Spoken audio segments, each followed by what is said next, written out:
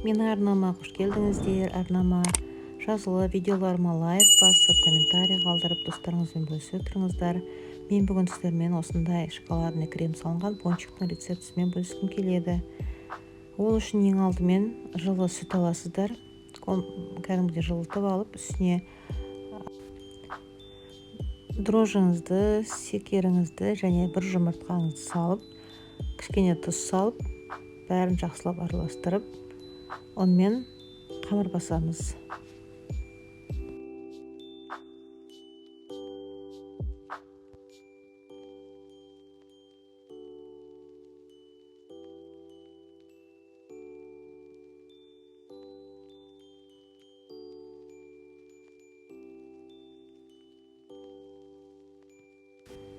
Қамырым біркелкі массаға айналған кезде мен осылай үй температурасында тұрған осындай сары майды салып, енді қайтадан жақсылап қамырыма араластырамыз. Ол сары майды әбден қамырыма майым сіңіп, біркелкі массаға айналғанға шейін осылай қолмен араластыра беремін.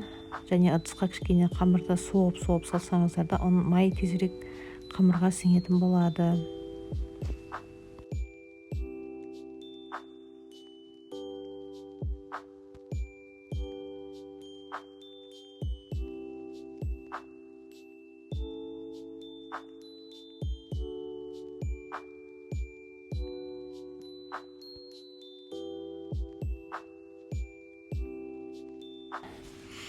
Міне менің қамырым бірікті. Мен енді қазір оны ыдысыма салып, бетін жауып, жылы жерге көтерілуге қойып қоямын. Оған дейін мен қамырым көтерілгенге дейін қазір шоколадты начинкамды дайындаймын. Ол үшін сүтіме шоколадымды және жүгері крахмалын салып, араластырып отқа қоямын да, жай отта, орташа отта араластыра отырып, осылай қайнатамын. Крем әбден біркелкі массаға айналып қоюланғанға шейін қайнататын боламын. Міне крем қоюлана бастады. Қалай қоюланды? Мен солай отымды өшіріп, кремді басқа ыдысқа ауыстырып саламын. Және бетін пищевой пленкамен контактный қылып, кәдімгі бетіне тигізіп тұрып, жауып, салқын жерге қойып қоямын. Міне менің қамырым көтерілді. Мен қамырымды осыған дейін 2 рет басып, 2 рет мынау 3-ші рет көтерілгендегісі. Неғұрлым көбірек басқан сайын, соғұрлым қамырыңыз сондай көтеріңкі, кәдімгі пышный, керемет болып шығады. Міне мен енді қамырым дайын. Сондықтан мен қазір бұны 50 граммнан бөліктерге бөліп шығамын. 50 граммнан бөліп шықтым. Менде 13 бөлек шықты. 13 бөлектің біреуіне кішкене 40 граммдай болып кетті, ештеңе етпейді. Қазір мен бұларды қайтадан дөңгелек формаға келтіріп, қайта көтерілуге қойып қоямын.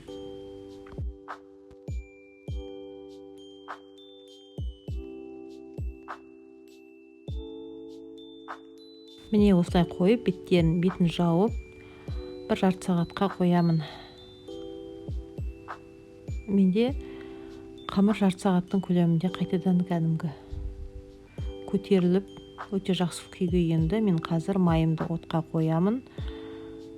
Және бұларды майда жай отта қуырамын. Қатты отты қуырмаңыздар, орта шик болып кетеді. Сондықтан жай ғана қызғаннан кейін астын жайға қойып, майдың жайлап асықпай отырып, әбден ортасы піскенге шейін қызартып тұрып қуырып алатын боламын. Міне майым жайлап қайнап жатыр.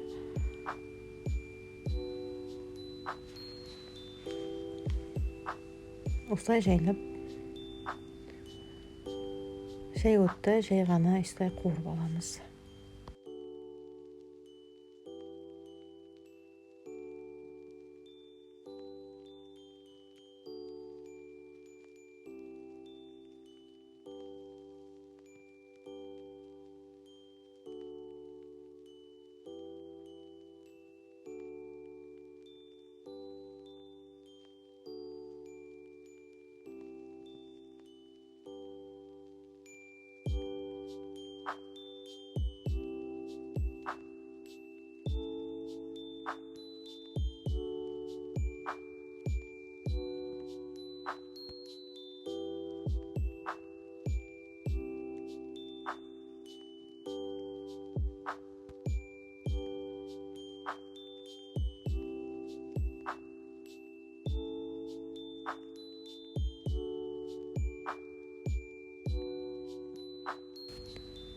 Міне менің пончиктерім дайын болды.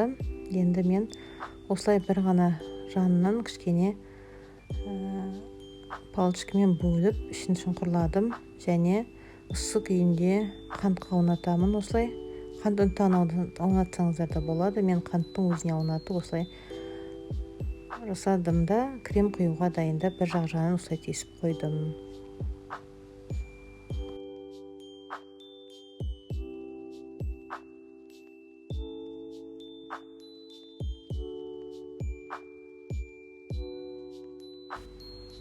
Мұны мен барлығын жасап шықтым. Мынау менің шоколадный кремім әбден суыды. Суыған сайын кремім тағы да қоюланды.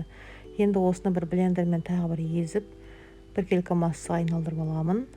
Және кондитерлік мүшікке барлық кремді салып алатын боламын.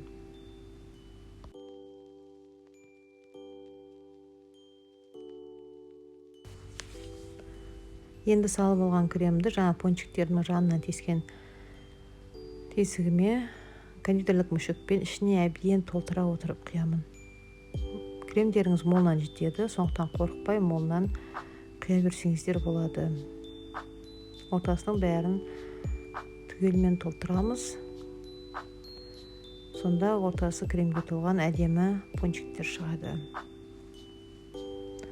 Сіздер де жасап көріңіздер. Видеом ұнаса достарыңызбен әлеуметтік желілерде бөлісе отырыңыздар. Менің арнама қолдау көрсетулеріңізді сұраймын. Бұл шайға тез дайындай қоятын жақсы пончиктер болады. Балаларыңыз тауысып тұрып жейтін болады. Жасап көріңіздер.